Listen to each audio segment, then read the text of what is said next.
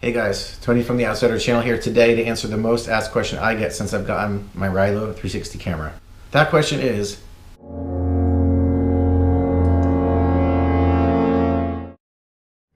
the Rylo does so many things that the GoPro doesn't with the 360 angles, the built-in stabilization. I can go on and on.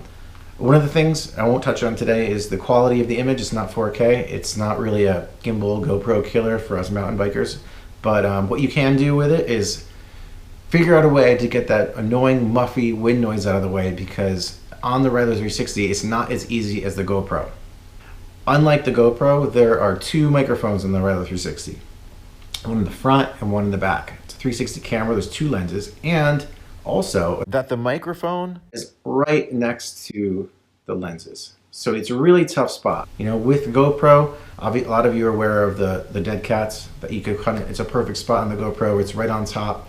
Kind of lay it right over. It doesn't really interfere with the lens. You can cut around it. On the Rylo 360, it's a little bit more difficult. So what I found after using some DIY stuff and just playing around with stuff on the internet and looking around and seeing what people are doing, I didn't really find much. So I'm here to show you what worked best for me. And what worked best for me is a product called Rycote Windjammers. This is what the product looks like. This is what the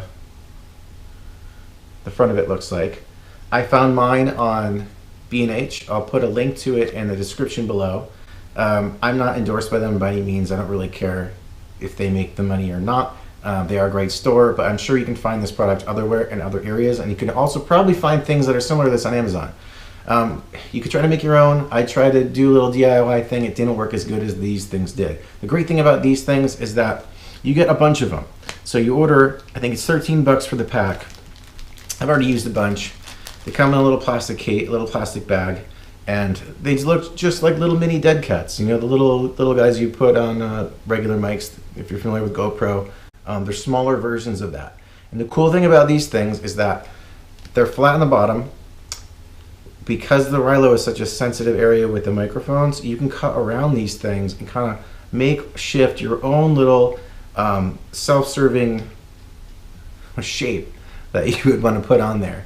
And it comes with a bunch of these things, which are the sticker backs that you cut out and you put on the back of these guys and put right onto the Rylo. So what I did is I took a couple of these, played around with them, made them a little bit smaller, cut a little bit off the sides of the Windjammer, and found a specific spot on my Rylo where it worked out. This is not going to be the prettiest thing I'm showing you in the world right here, but let's see if we could focus in on it.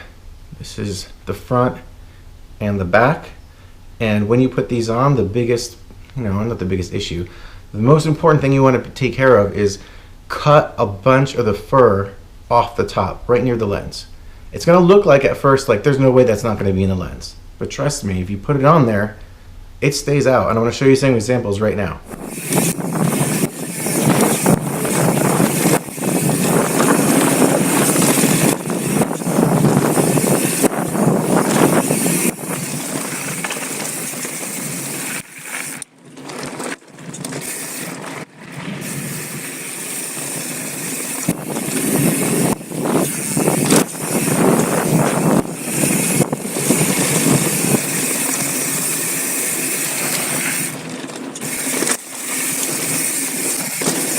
What's good about these and what I like about these is it doesn't completely get rid of the wind noise. And you don't really want that. You want it to be kind of part of the story.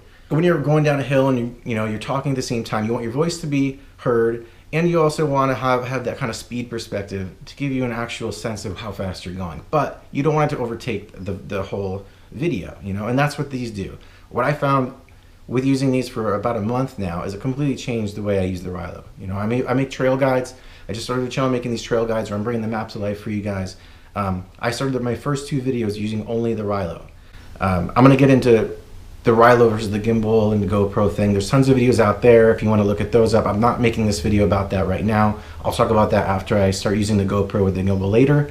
Right now, this is what I suggest you do, you Rylo owners right now, to really just, take away the annoyance, take away that wind in the background. You're able to talk to the camera, you're able to hear I'm a mountain biker, so you're able to hear the bike going down the trails, the jumps you're doing, it's all crisp and clear. And it still gives you a little bit of that muffled wind sound way in the background, just enough to where you kind of know how fast you're going. So I have a channel based around mountain biking trail guides, but stick around. Every time I find something like this that helps me on the trail, whether it be a technical question or just a gear upgrades that I found that works really well, I'm going to switch off the theme I'm doing, and I'm going to talk to you guys and let you know what I'm dealing with. So this is one of those times. This is one of those times where I completely changed the way I'm filming, and it changed the way I use the Rylo. It actually put it back into my bag, and it made me use it as a more of a stable camera rather than just making it a secondary. So stick around, leave some feedback in the comments. If you have questions, leave them in the comments. I'm sure there are some unanswered questions in this video. So for now, I'm signing out. I'm Tony. This is Pip. Pip. That's Pip. And thanks for watching the Outsider channel.